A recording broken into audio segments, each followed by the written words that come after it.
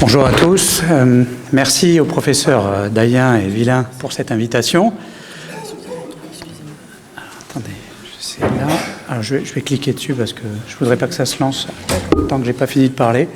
Donc moi, c'est bien une vidéo de A à Z. D'ailleurs, est-ce qu'il est possible de baisser un petit peu la lumière? Parce qu'il y a vraiment beaucoup de lumière. Et comme les vidéos de rétine, c'est pas toujours très visible. Ce serait dommage déjà qu'il y ait les fenêtres ouvertes. Donc, je vais vous parler d'une belle histoire, très belle histoire, qui, malheureusement, je vous expliquerai après, s'est arrêtée, et qui avait demandé 5 ans de travail préliminaire jusqu'à ce qu'on puisse débuter cette expérience, qui a été débutée il y a maintenant plus d'1 an, puisque le premier patient a été implanté en septembre 2018, et le deuxième en décembre 2018, avec une équipe qui avait été parfaitement préparée et rodée, et ça s'est donc très bien passé. Et puis, bon, je vous expliquerai après, ça s'est arrêté brutalement. Alors, ça va commencer par un joli petit film qui était en fait le film promotionnel de la société Retina Implant, qui est la société allemande qui a développé l'implant sous-rétinien dédié à des patients atteints de rétinopathie pigmentaire. Ça s'adressait à des patients aveugles, totalement aveugles. Même pas de PL, et on apportait sur un des 2 yeux, on glissait sous la rétine une petite puce qui permettait de recouvrer une légère fonction, mais une fonction, et qui, à terme, avec le développement technologique des implants à venir, tel que c'était prévu, aurait pu apporter quelque chose de vraiment très intéressant. Alors, je vais d'abord vous laisser regarder le début du film, et ensuite, j'interviendrai.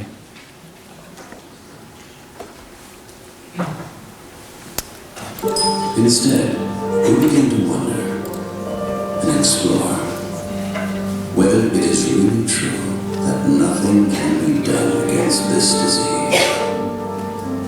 That is, like an evening without a morning, like a night that never ends, like a room whose windows close forever.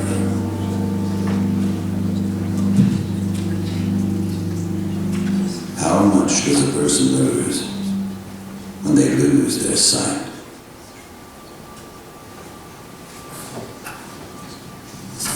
We had a bold idea. Could electricity in the eye possibly bring light into the darkness? Nearly 15 years of research have confirmed we are not helpless. We work on implants and therapy with the goal to open up a window again for people with retinitis pigmentosa. A window of hope. Retina implant for a window of hope. Voilà, une belle fenêtre d'espoir, effectivement. Alors, maintenant, on passe directement à la chirurgie de notre premier patient. Donc, bien sûr, ça a demandé une préparation très importante, puisque c'est une chirurgie qui a duré 5h30 chez nous, et donc une anesthésie générale, évidemment, avec une installation importante. Donc, on voit ici le premier temps qui a été fait par un chirurgien maxillofacial, Dr Laure Frison, puisque l'implant est fait d'une seule pièce, et il est introduit par un orifice qui est rétro-auriculaire. Donc il a fallu faire une incision dans cette zone, et un boîtier céramique devait être implanté dans cette zone, donc il a fallu fraiser l'os temporal pour pouvoir faire une petite loge qui allait accueillir, sans que ça bombe sous la peau, le boîtier de céramique. Donc, le travail préliminaire, voilà le boîtier, le faux boîtier qui permettait de vérifier si la mesure du fraisage était suffisante. Il a fallu ensuite ruginer sous le périoste du muscle temporal pour arriver jusqu'à la pointe la queue du sourcil, où une deuxième incision a été réalisée pour permettre le passage, comme on le voit, du câble qui a été introduit ici, par l'intermédiaire de ce tube, jusqu'à son passage en situation au niveau de la queue du sourcil. Ensuite, il y avait une chirurgie oculaire qui permettait de faire rentrer l'implant jusqu'à dans l'orbite. Puis, ensuite, c'était le travail purement ophtalmologique. Donc, il a fallu créer un volet scléral à charnière postérieure pour pouvoir introduire, sans occasionner de fuite oculaire, de fuite du liquide intraoculaire vers l'extérieur, introduire un câble plat qui, à son extrémité distale, comprenait la puce qui était glissée jusqu'en situation sous-maculaire. Donc voilà un large volet de 4 mm en haut et 6 mm à la base postérieure. La dissection est tout à fait classique, surtout pour les glaucomatologues. Il y avait longtemps que j'en avais pas fait, moi. La dissection devait se faire avec un volet de bonne qualité qui avait l'impérieuse nécessité d'être de plus en plus épais, de plus en plus profond, jusqu'à son articulation postérieure. On voit d'ailleurs à la fin, par transparence, la choroïde grise, l'aspect grisâtre de la choroïde qui commence à apparaître tout à fait en bas de la dissection. Voilà. Une fois qu'on avait créé le volet, on réalisait notre vitrectomie. Ça, c'est un terminal d'infusion. J'ai eu du mal à le trouver, vein gauche, suturable et éclairant. Ça n'a pas été facile à trouver. Donc après, vitrectomie classique, sauf que ce qui n'est pas classique, c'est que la hyaloïde postérieure est particulièrement adhérente chez les patients RP. Et donc, il faut, quand on le sait, et même quand on voit le vitré se décoller, j'ai pas voulu prendre de risque. Et comme on va le voir juste après, j'ai injecté de la triamcinolone pour m'assurer à coup sûr d'un décollement parfait de la hyaloïde postérieure. Voilà, bon, j'insiste, mais c'est vrai que ça adhère vraiment beaucoup chez ces patients, plus que chez les diabétiques encore. Bon, là, au moins, on a pu voir, enfin, on verra, en tout cas, je m'en suis assuré, qu'il n'y avait plus d'hyaloïde postérieure. Après ça, on va repérer en indentant sur la base du volet, avec le laser, on marque 2-3 petits points pour marquer la base du volet scléral vu de l'intérieur. Là, on injecte de la décaline pour la phase suivante parce qu'il faut plaquer la rétine au moment où on glisse. Là, on injecte, ça a été très rapide. J'ai injecté sous la rétine d'abord de l'eau puis du visqueux pour créer une bulle en regard de la base du volet scléral. On a ouvert la base du volet scléral par une petite ouverture linéaire, on a cautérisé et maintenant on ouvre délicatement, précautionneusement la choroïde. C'est pas la peine de l'ouvrir sur toute la largeur parce qu'elle est élastique et on peut glisser ensuite ce guide plastique sous la rétine, jusqu'en situation rétromaculaire. Alors là aussi, les pigments créent souvent des adhérences entre l'épithélium pigmentaire et la rétine. En plus, là, il s'agissait de la deuxième patiente qui avait un tout petit œil de 21 mm, donc avec un rayon de courbure particulièrement serré. Et le guide plastique a eu un petit peu de mal à glisser, mais on y est arrivé par des petits mouvements de glissement latéraux. Voilà l'implant lui-même, donc la puce elle-même et le câble plat qui va être glissé entre le guide et l'épithélium pigmentaire sous la rétine. Donc on devine ici la puce qui avance presque jusqu'à la pointe du guide bleu. Une fois qu'on s'est assuré du bon positionnement, on retire ce guide qui n'était là que pour nous aider à réaliser cette implantation, la bulle de décaline servant à bien plaquer le pôle postérieur. Ensuite, on résorbe, donc on réabsorbe cette bulle de décaline qui n'a plus de rôle à jouer. On devine ici un petit décollement de rétine qui a été volontairement créé par l'injection de visqueux sous la rétine pour créer un ventre juste derrière l'incision. Après, on replie et on fixe le câble à l'extérieur parce que bien sûr, il ne s'agit pas que ça bouge une fois que c'est mis en place. Donc là, pour l'instant, il n'y a que 4 points de prolène, mais il y en aura une douzaine au terme.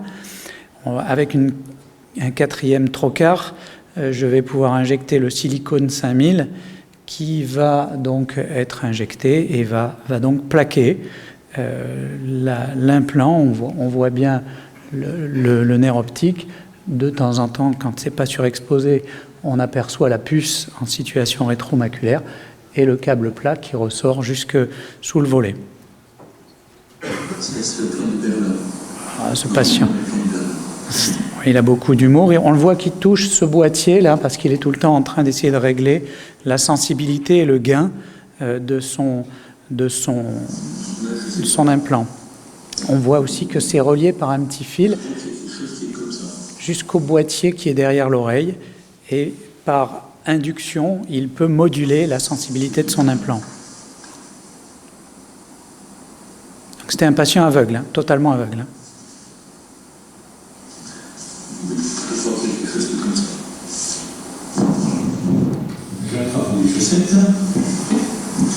Donc on fait des spéciales médicales, c'est pour ma femme. Hein. Toujours le petit mot. Hop, il règle.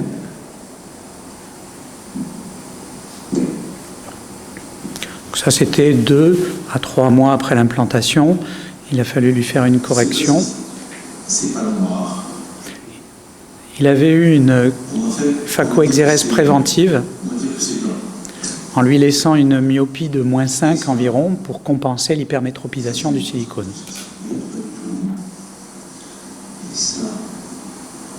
Ça c'est quelque chose là.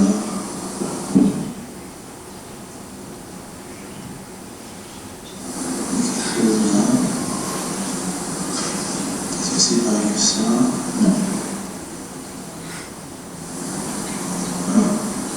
Ça fait une fois et ça fait une fois très fort.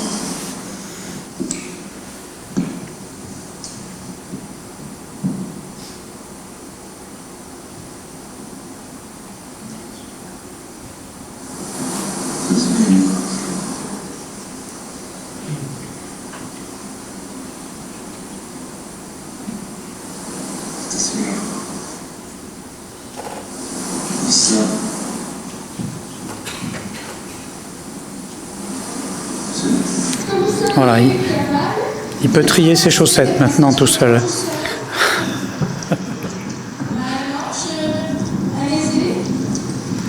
Bon là, il s'amuse à sauter d'une ligne blanche à l'autre, qu'il visualise très bien.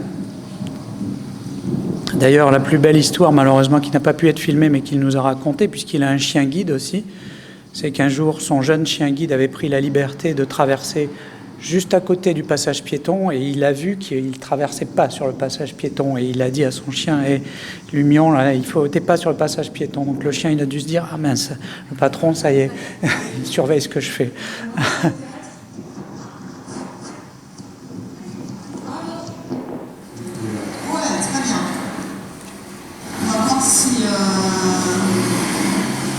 Pas très loin de Prades-le-Lez, ça a été filmé.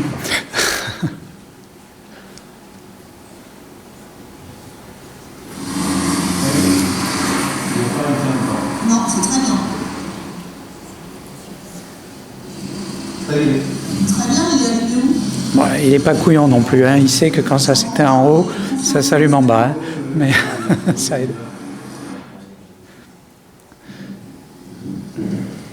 Là, il devait suivre la silhouette qu'il percevait. Bon, c'était au début, hein. Depuis, il a fait encore d'autres progrès, l'autre personne aussi, mais voilà, ça s'arrête ainsi. Bon, donc, c'était donc... Ah, ça redémarre. Bon, très bien, on va peut-être l'arrêter. Hop, voilà. Donc, une très belle expérience qui aurait dû se prolonger puisque une dizaine de patients étaient en liste d'attente pour rentrer dans le protocole. Tout était fait et préparé pour que ça suive son cours, jusqu'à ce que le mécène principal qui maintenait sous perfusion financière la société Retina Implant dise vous avez 2 mois pour trouver un autre mécène parce que je voudrais me retirer. Laquelle société n'a pas trouvé d'autres mécènes et au bout de 2 mois, elle a mis la clé sous la porte. Ça s'est brutalement et stupidement arrêté pour des questions d'argent, sachant que cette société Retina Implant, pour être autonome, devait placer une centaine d'implants dans le monde par an. Or, en 2018, elle en a placé 12, dont 2 à Montpellier, mais elle démarchait la Russie, tout un tas de pays. Il y avait une quinzaine de pays, dont les États-Unis, le Qatar, etc. Et dans 5-6 ans, elle aurait atteint ces 100 implants par an pour être financièrement autonome. Malheureusement, l'histoire s'est arrêtée avant. Donc ça a été brutal, ça a été un choc pour nous parce qu'on s'y était investi depuis 5 ans et qu'on avait eu une belle réussite chirurgicale et un apport pour nos patients qui est formel. Les patients nous le disent, ne regrettent pas malgré ça. Et voilà, c'est une belle histoire qui s'est arrêtée. Je vous remercie pour votre attention.